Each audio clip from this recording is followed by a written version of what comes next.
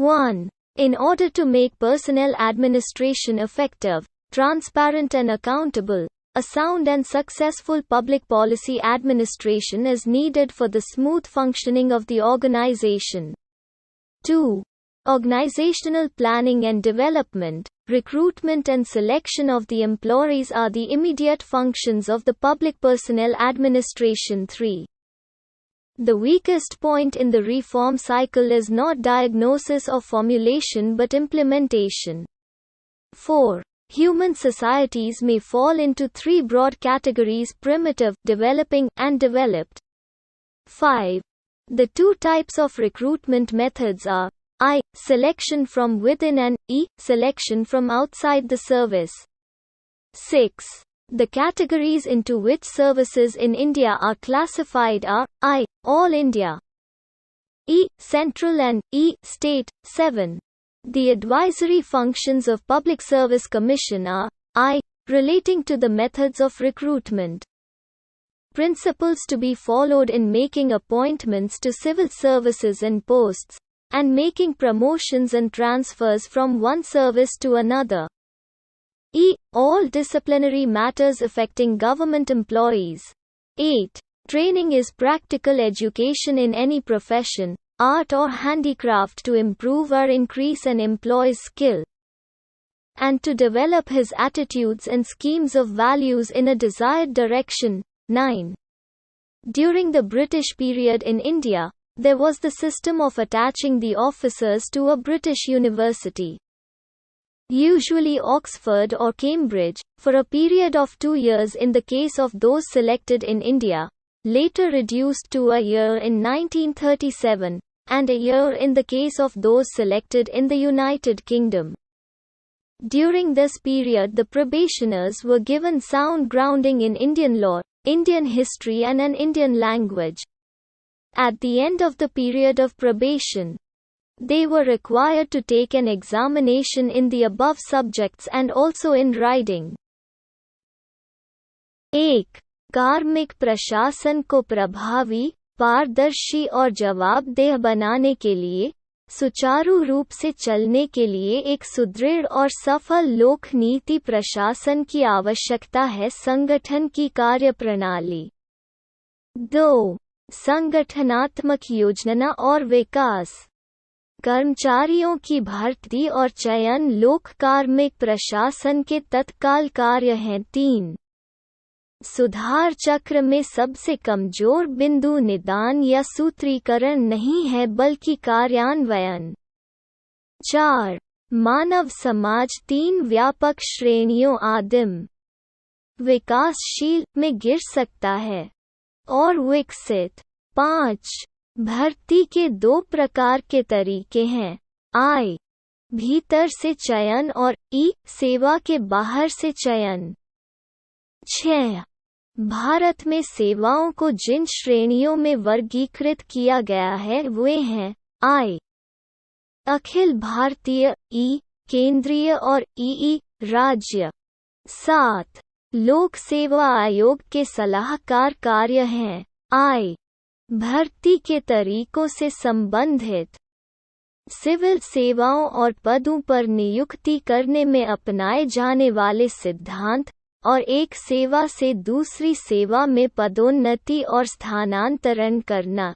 ई. सभी अनुशासनात्मक मामले सरकारी कर्मचारियों को प्रभावित कर रहा है। 8.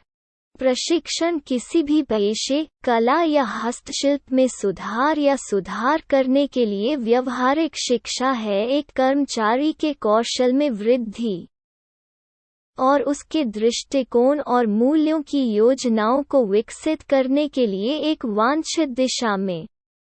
9. भारत में ब्रिटिश काल के दौरान अधिकारियों को एक ब्रिटिश विश्वविद्यालय में संलग्न करने की व्यवस्था थी, आमतौर पर ऑक्सफोर्ड या कैम्ब्रिज। भारत में चुने गए लोगों के मामले में 2 साल की अवधि के लिए, बाद में 1937 में 1 वर्ष तक कम हो गया, और यूनाइटेड किंगडम में चयनित लोगों के मामले में 1 वर्ष।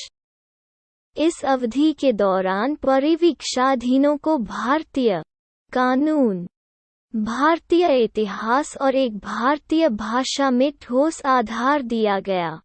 परिवीक्षा अवधि के अंत में उन्हें उपरोक्त विषयों में और घुड़सवारी में भी परीक्षा देनी होती थी। 10. The difference between promotion and transfer is that an employee is transferred from one place of work to another in the same grade and in the same position, whereas promotion upgrades him and makes his share heavier and greater responsibilities. 11. A good promotion system is needed as it keeps the employees interested in the job and works as a continuously effective incentive to 12. The principles of promotion system as laid down by the Estimates Committee of the Lok Sabha in its 9th report are: A. Promotion should be solely on the basis of merit regardless of the seniority of the persons concerned in service. B. Persons should be judged for promotion by the people who have watched their work and conduct over a period of time. 13. Transfer can be given like a punishment and, critically speaking, is the first step towards demotion. An ill-suited employee or an employee who is not performing to the required standards may be transferred from an A grade station to a B or C grade station without actually demoting him. Similarly, a good employee may be transferred from B or C grade station to A grade station as a reward for his efficient work. 14. The retirement age is 65 to 70 years in the USA, while in the UK it is 60 to 65 years. In India, employees of the central government and most of the state government retire at age 60. Thus, पदोन्नति और स्थानांतरण के बीच का अंतर यह है कि एक कर्मचारी का स्थानांतरण हो जाता है काम के एक स्थान से दूसरे स्थान पर एक ही ग्रेड में और एक ही स्थिति में, जबकि पदोन्नति उसे उन्नत करती है और उसके हिस्से को भारी और अधिक जिम्मेदारियां बनाती है। 11. एक अच्छी पदोन्नति प्रणाली की आवश्यकता है क्योंकि यह कर्मचारियों को नौकरी में रुचि रखती है और लगातार प्रभावी प्रोत्साहन के रूप में भी काम करती है। 12. लोकसभा की प्राक्कलन समिति द्वारा अपने 9वें प्रतिवेदन में निर्धारित पदोन्नति प्रणाली के सिद्धांत इस प्रकार हैं: A. सेवा में संबंधित व्यक्तियों की वरिष्ठता की परवाह किए बिना पदोन्नति केवल योग्यता के आधार पर होनी चाहिए। B. लोगों को पदोन्नति के लिए उन लोगों द्वारा आंका जाना चाहिए जिन्होंने समय के साथ उनके काम और आचरण को देखा है। 13. स्थानांतरण को सजा की तरह दिया जा सकता है और आलोचनात्मक रूप से बोलना पदोन्नति की ओर पहला कदम है। एक अयोग्य कर्मचारी या एक कर्मचारी जो आवश्यक मानकों को पूरा नहीं कर रहा है, उसे एक ग्रेड स्टेशन से बी या सी ग्रेड स्टेशन पर वास्तव में डिमोट किए बिना स्थानांतरित किया जा सकता है। इसी तरह, एक अच्छे कर्मचारी को स्थानांतरित किया जा सकता है बी या सी ग्रेड स्टेशन से एक ग्रेड स्टेशन तक उनके कुशल कार्य के लिए पुरस्कार के रूप में। 14. यूएसए में सेवानिवृत्ति की आयु 65 से 70 वर्ष है, जबकि यूके में यह 60-65 वर्ष है। भारत में केंद्र सरकार और अधिकांश राज्य सरकार के कर्मचारी 60 वर्ष की आयु में सेवानिवृत्त होते हैं।